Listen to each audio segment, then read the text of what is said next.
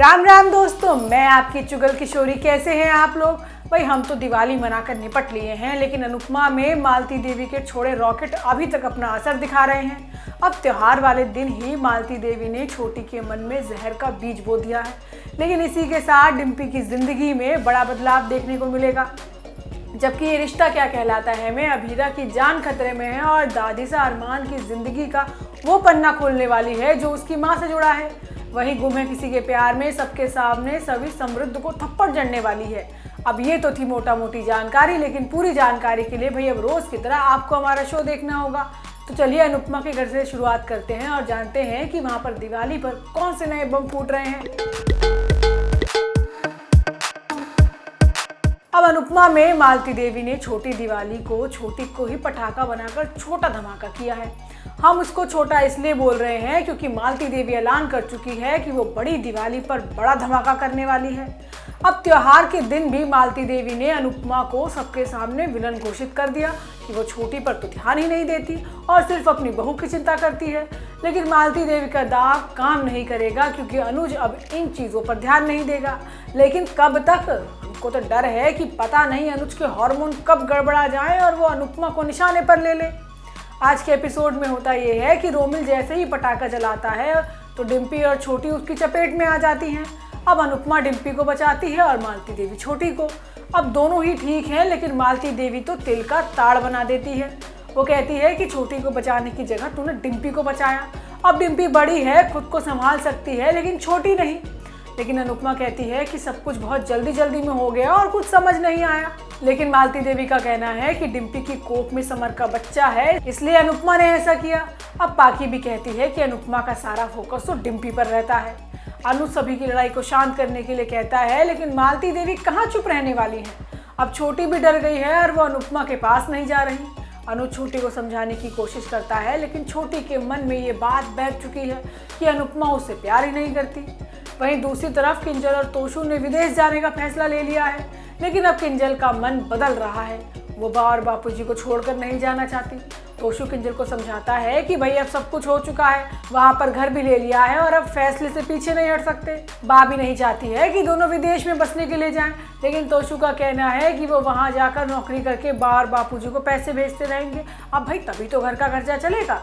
वहीं कपाड़िया हाउस में बड़ी दिवाली की तैयारी हो रही है और मालती देवी ने ठान लिया है कि वो बड़ी दिवाली पर बड़ा धमाका करेगी। अब आगे आने वाले एपिसोड में पाखी डिम्पी को लेकर फिर हंगामा करने वाली है, जबकि डिम्पी की जिंदगी की नई शुरुआत होने वाली है। अब डिम्पी और टीटू के बीच कुछ तो होने वाला है। वहीं ये रिश्ता क्या कहलाता है में भाई सब कुछ इमोशनल चल रहा है।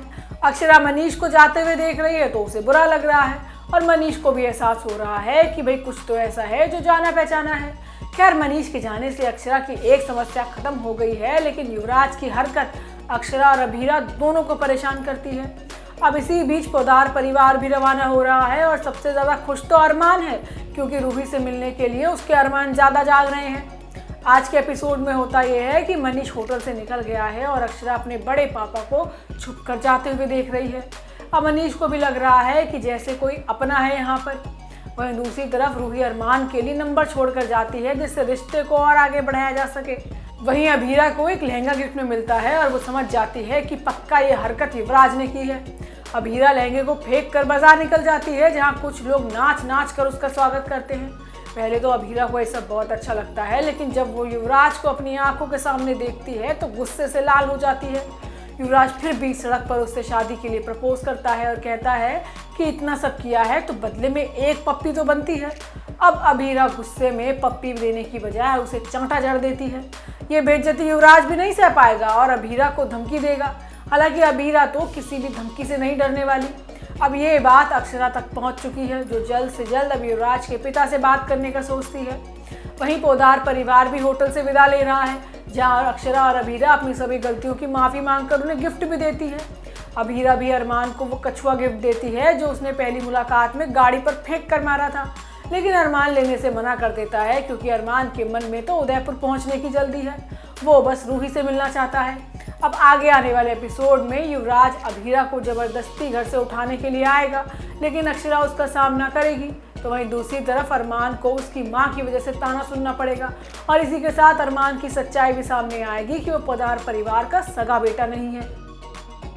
वहीं गुम्मे किसी के प्यार में मजेदार ट्विस्ट आ रहे हैं क्योंकि ईशान को लड़की वाले जो देखने आ रहे हैं और साथ में लड़की भी आई है। अब सभी तो ईशान को छेड़ रही है और ईशान को भी अच्छा लग रहा है, लेकिन बेचारे को रीवा की याद सता रही है। उसे हर जगह रीवा ही दिख रही है। वहीं दूसरी तरफ रीवा भी चांद में अपने ईशान को देख रही है। आज के एपिसोड में होता यह है कि सभी के हौसला बढ़ाने के बाद हरनी सबके सामने गाना गाती है और इतना सुरीला गाती है कि हर कोई उसकी तारीफ करता है। अब इसी बीच लड़की वाले आ गए हैं और लड़की रेवती तो पहली बार ही ईशान को देखकर उस पर लट्टू हो जाती है और सबके सामने ही ईशान से चिपकना शुरू कर देती है, जो ईशान को बिल्कुल भी पसंद नहीं आता। अब एक रस्म होती है जिसमें जोड़े चांदी की थाल में एक दूसरे को देखकर अपना व्रत खोलते हैं। वहीं रेवती कहती है कि उसे भी ईशान के साथ ये रस्म करनी है, लेकिन भाई किस्मत से बड़ा कौन हो सकता है। जैसे ही रेवती थाल की तरफ बढ़ती है तो गलती से सभी ईशान की बाहों में गिर जाती है और दोनों एक दूसरे को थाल में देख लेते हैं। लेकिन ट्विस्ट यहीं खत्म नहीं होने वाले क्योंकि सुरेखा भर भर कर हरिणी की बेइज्जती करती है और उसके हाथ में चिल्लर थमा देती है। अब सभी बेइज्जती का बदला लेना खूब जानती है। अब बदला लेने की चाह में वो समृद्ध को सबके सामने चाटा जड़ने वाली है और समृद्ध का पुराना अतीत भी उसके सामने आ जाएगा। तो दोस्तों ये तो थी आज की तीनों सीरियल की पूरी जानकारी।